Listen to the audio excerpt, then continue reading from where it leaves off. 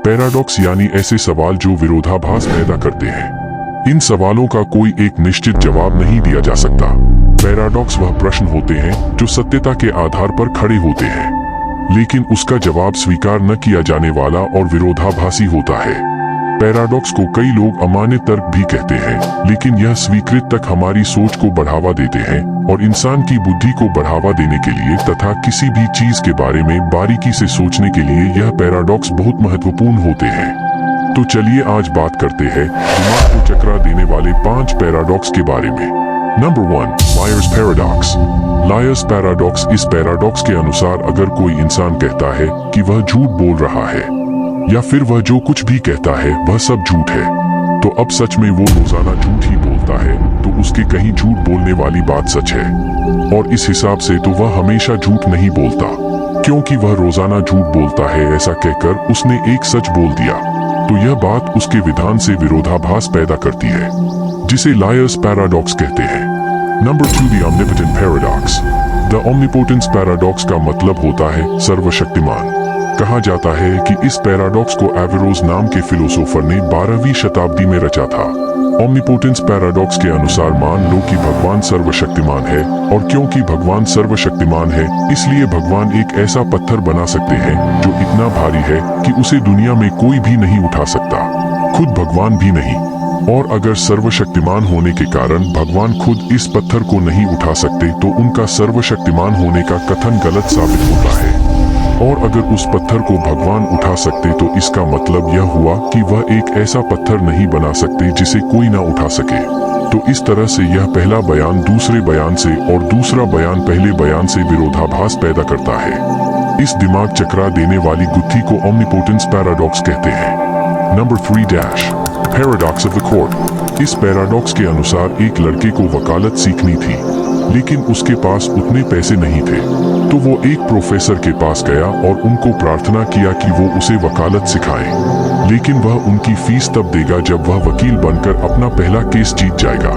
और प्रोफेसर ने इस विद्यार्थी की बात मान ली और उसे वकालत सिखा दी। अब एग्जाम को फाइट करके किसी तरह वो लड़का वकील तो बन गया, लेकिन उसके बाद कभी भी वो एक केस भी नहीं लड़ा। और जब प्रोफेसर ने फीस मांगी तो उसने पैसे देने से इनकार कर दिया, क्योंकि शर्त के अनुसार विद्यार्थी अपने पहले केस को जीतने के बाद शिक्षक को उनकी फीस देने वाला था, और अब तक वह कोई केस लड़ा नहीं था।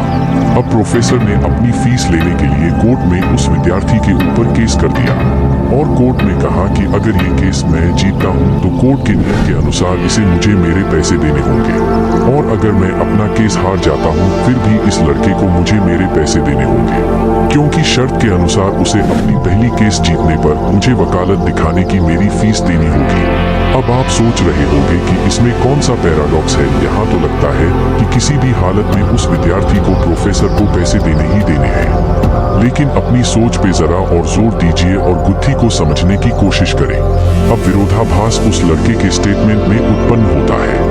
उस लड़के का कहना यह है कि अगर मैं केस जीत जाता हूं तो कोर्ट के नियम के अनुसार इस केस को मैंने जीता है, इसलिए मुझे प्रोफेसर को पैसे देने की जरूरत ही नहीं है।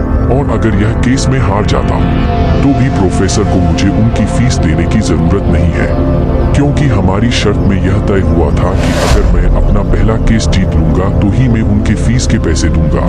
इस तरह प्रोफेसर और वह विद्यार्थी अपनी अपनी कही बातों से पैराडॉक्स पैदा करते हैं। इस पैराडॉक्स का आविष्कार पौराणिक ग्रीस के फिलोसोफर्स ने किया था।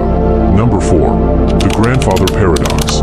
यह पैराडॉक्स काफी मशहूर और चर्चित है क्योंकि यह टाइम ट्रैवल से जुड़ा हुआ है। इस पैराडॉक्स के अनुसार मान लीजिए कि कोई इंसान अपने भूतकाल में जाता है और अपने ही दादा और दादी को मिलने से पहले ही वो अपने दादाजी को मार देता है, तो इस हालत में उसके पिताजी का भी जन्म नहीं हो पाएगा और उसका खुद का अस्तित्व भी खतरे में पड़ जाएगा। इस पैराडॉक्स और कुछ साइंटिफिक समीकरणों के चलते भौतिक शास्त्र स्टीफन हॉकिंस का कहना है कि हम भविष्य में समय यात्रा कर सकते हैं, लेकिन भूतकाल में कभी नहीं कर सकते। Number 5, Smullyan's paradox. मान लीजिए कि एक रेगिस्तान में A, B और C नाम के 3 दोस्त एडवेंचर के लिए निकलते हैं। अब किसी कारण से A और B को C पसंद नहीं है, तो वह दोनों ही अपनी स्वतंत्र इच्छा से C को मारने की साजिश करते हैं।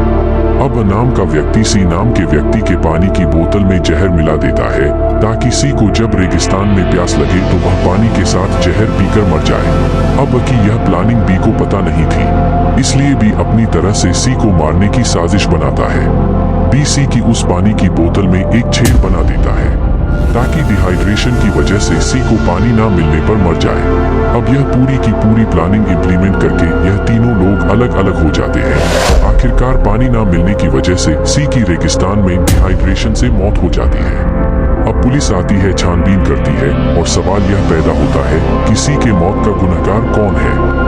इस बात पर यह कहता है कि सी ने मेरा जहर पिया ही नहीं, इसलिए मैं उसकी मौत का गुनहगार नहीं हूँ। और दूसरी तरफ भी यह कहता है कि पानी की बोतल में छेद करके मैंने सी को जहर की वजह से मरने से बचा लिया।